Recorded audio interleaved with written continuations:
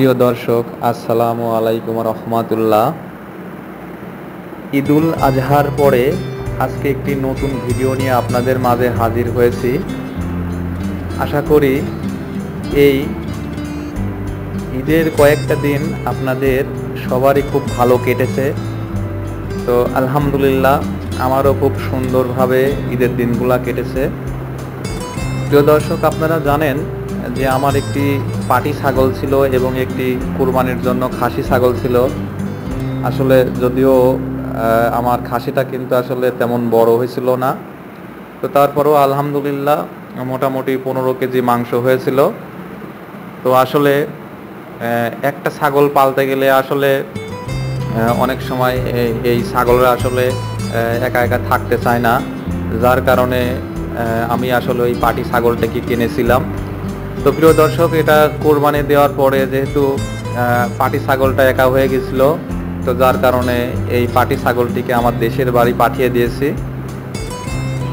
তো এখন বর্তমানে আমার কোনো ছাগল নাই।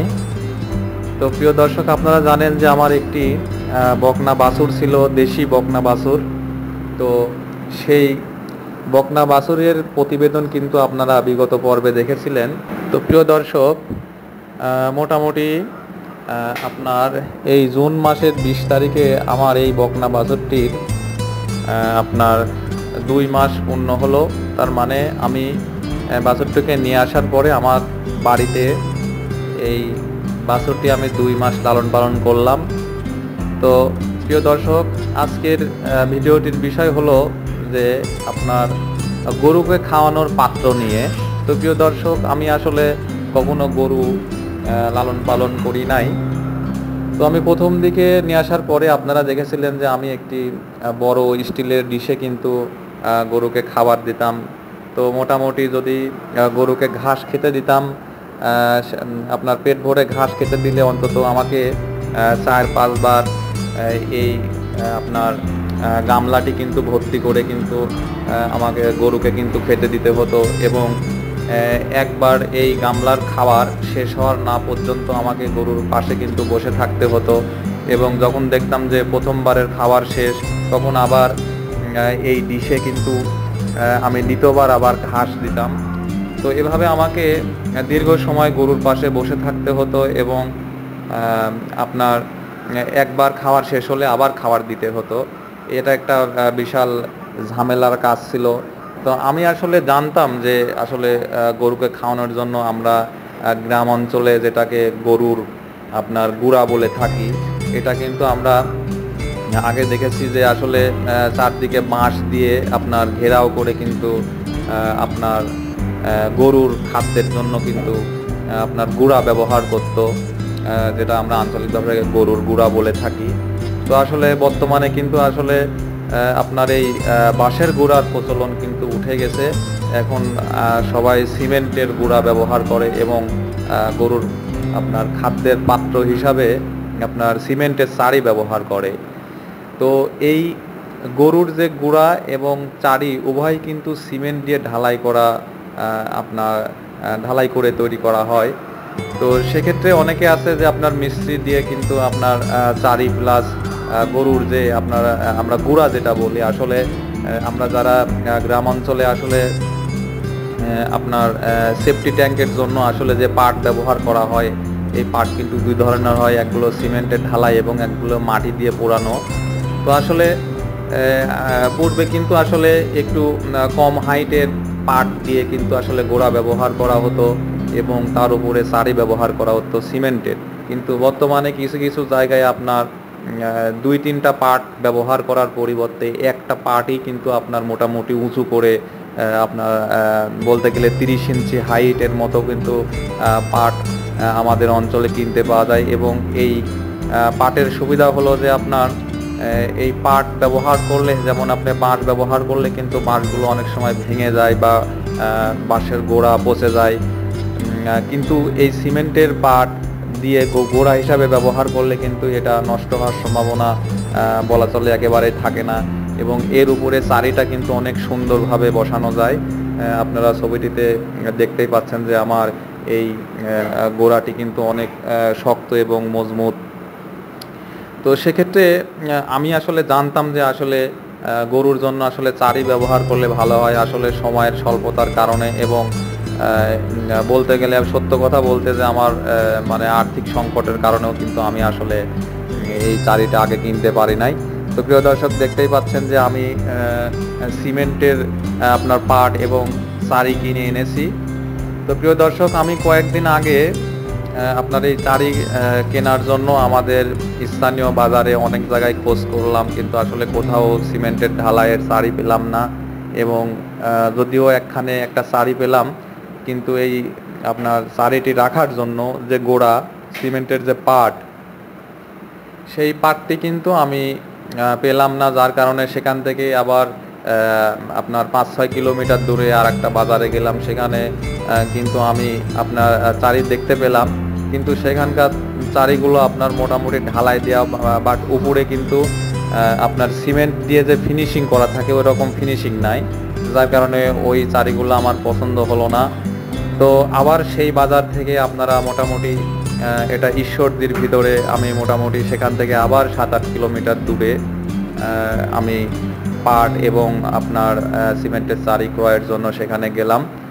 তো সেখানে আবার আপনার মোটামুটি কয়েক জায়গাতে অনেকগুলো আপনার স্যানিটারির জন্য আপনার অনেক পাট এবং গরুর যে আপনার উচ্চ বা হাইট বিশিষ্ট 30 ইঞ্চি হাইট বিশিষ্ট পাট কিন্তু ওখানে পাওয়া যায় এবং চারিও পাওয়া যায়।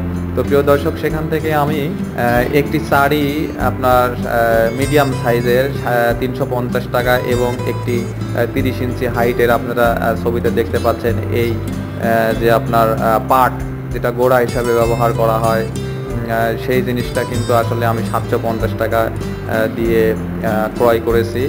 তো এখানে আমার বাসা থেকে অনেক দূরে হওয়ার কারণে ওই আপনার পাটটি এবং চারিটি নিয়ে আসতে আমার কাছ থেকে 250 টাকা ভাড়া নিয়েছে। তো প্রিয় দর্শক, সেটা আসলে কেনার সময় আসলে আপনার পাটের দোকানদাররা কিন্তু বলেছিল বা পাট ব্যবসায়ীরা বলেছিল যে অনেক মজবুত করে ঢালাই দিয়ে, আসলে কিন্তু ওরা একেবারে আপনার রাবিশ দিয়ে, আপনার ইটের খোয়ার যে আপনার একেবারে গুঁড়া গুঁড়া মাটির মতো যে রাবিশ, সেই রাবিশ দিয়ে কিন্তু ওরা পাতলা করে সেই চারিগুলা তৈরি করে এবং বাহির দিকে এবং ভেতরের দিকে হালকা বালি দিয়ে, সিমেন্ট বালি দিয়ে কিন্তু ওটা ফিনিশিং করে ওরা বিক্রি করে। আসলে ওরা যেভাবে বলে আসলে এই পাটগুলা এবং চারিগুলা আসলে এত মজবুত না। তো প্রিয় দর্শক, আসলে গাড়িতে আনার সময় আমার চারিটির এক পাশে অনেকখানি ভেঙে গেছিল। তো যাই হোক, কিছুই করার নাই, এখন অনেক দূর থেকে নিয়ে আসছি, যেখান থেকে নিয়ে আসছি ওনার সঙ্গে হয়তো আর দেখাই হবে না। তো তারপরেও নিজের মোটামুটি কিছু কাজ করতে পারি, যার কারণে আমি, আপনারা হয়তো ভিডিওর মাঝে দেখেছেন যে আমার চারিটার পাশে কিন্তু কিছু অংশ কিন্তু নতুনের মতো লাগতেছে। তো প্রিয় দর্শক, আমি সেই ভাঙা অংশটুকে আবার হাতুড় দিয়ে ভেঙে ভেঙে গুঁড়ো করে আমি আবার সিমেন্ট বালি দিয়ে নতুন করে রিপেয়ার করে সেই ভাঙা অংশটুকু ঠিক করেছি। তো আলহামদুলিল্লাহ মোটামুটি ভালোই হয়েছে, আর বোঝা যাচ্ছে না যে আসলে এটা ভাঙা অংশ না জোড়াই দেওয়া অংশ। তো প্রিয় দর্শক, আসলে আমি এই চারি নেওয়ার পরে দেখতে পাচ্ছি যে আসলে এই চারিতে খাওয়ার অনেক সুবিধা আছে। যেমন আমি ডিশে খেতে দিলে কিন্তু আমাকে 4-5 বার ডিশে খেতে দিতে হয়, কিন্তু এই চারের মধ্যে আমি একবার দিলেই কিন্তু আসলে আমার হয়ে যাচ্ছে, সময়টা কম লাগতেছে। এবং ডিশের মধ্যে আপনার খাদ্য দিলে সমস্যা হয় কি যে গরু যখন খাদ্যগুলা খায় তখন আপনার গরুর পা দিয়ে লাথি মারে বা উল্টায় ফেলে দেয়, খাদ্যগুলো ফেলে দেয়, নষ্ট করে ফেলে। এবং নিচে যদি আমরা ডিশে খেতে দিই গরুকে, তখন আশেপাশের মুরগিগুলা কিন্তু ওখানে চরম ডিস্টার্ব করে এবং মুরগিগুলা খাদ্যগুলাকে নষ্ট করে ফেলে। তো চারিতে আপনার দেওয়ার এটাই হচ্ছে প্রধান সুবিধা যে আসলে গরু চারির উপরে পা দিতে পারে না এবং মানে অল্প সময়ে আপনার অধিক পরিমাণে খাদ্য দেওয়া সম্ভব। এবং আপনার এই চারিতে দিলে আপনার খাদ্যগুলো কিন্তু আসলে নষ্ট হচ্ছে না। তো প্রিয় দর্শক, তো এখন দেখতে পাচ্ছেন যে আমার এটা গরুর ঘর। আসলে প্রিয় বন্ধুরা, আমি আসলে ধীরে ধীরে এগুলো করার চেষ্টা করছি। আপনারা দেখতে পাচ্ছেন আমার ঘরের মেঝে কিন্তু এখনো কাঁচা, তো কিছু অচিরে কিছু ইট কিনে নিচে আপনার কংক্রিটের ঢালাই করে দিব, যাতে গরুকে রাখা সুবিধা হয় এবং গরুর মলমূত্রগুলো পরিষ্কার করার সুবিধা হয়। তো প্রিয় দর্শক, আসলে গরু পালার ইচ্ছা ছিল না। তো প্রিয় দর্শক, আমি মোটামুটি 13 বছর যাবৎ আমি একটি বেসরকারি চাকরি করি। তো প্রিয় দর্শক, দুঃখের বিষয় যে এই 13 বছরে আমি 13,000 টাকাও কিন্তু জমাতে পারি নাই। তো আসলে কোনো মতো খেয়ে দিন চলে যাচ্ছে আর কি। তো প্রিয় দর্শক, এর জন্য ভাবলাম যে আসলে টাকা তো জমানো হয় না, তো আসলে একটা গরু যদি আপনার লাভ নাও হয়, মানে বলতে গেলে সমান সমানও হয়, তারপরও কিন্তু একসঙ্গে একটা বড় টাকা পাওয়া যাবে, যেটা আমাদের মতো মধ্যবিত্তের জন্য এটা অনেক একটা বড় ব্যাপার। তো প্রিয় দর্শক, হয়তো ভাবছেন যে আসলে তাহলে আপনি 13,000 টাকা জমাতে পারেননি, তাহলে গরু কিভাবে কিনলেন? তো প্রিয় দর্শক, আসলে কিছু জায়গা থেকে ধার দেনা করে, কিছু শুভাকাঙ্ক্ষী থাকে, কিছু বন্ধু বান্ধব থাকে, অনেকের কাছ থেকে আসলে অনেক সময় একটু হলেও সহযোগিতা পাওয়া যায়।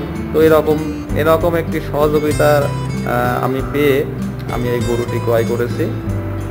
আমার গরুটি যদি বড় করতে পারে, হয়তোবা তাকে আমার সেই টাকাগুলো আমি ফেরত দিতে পারবো।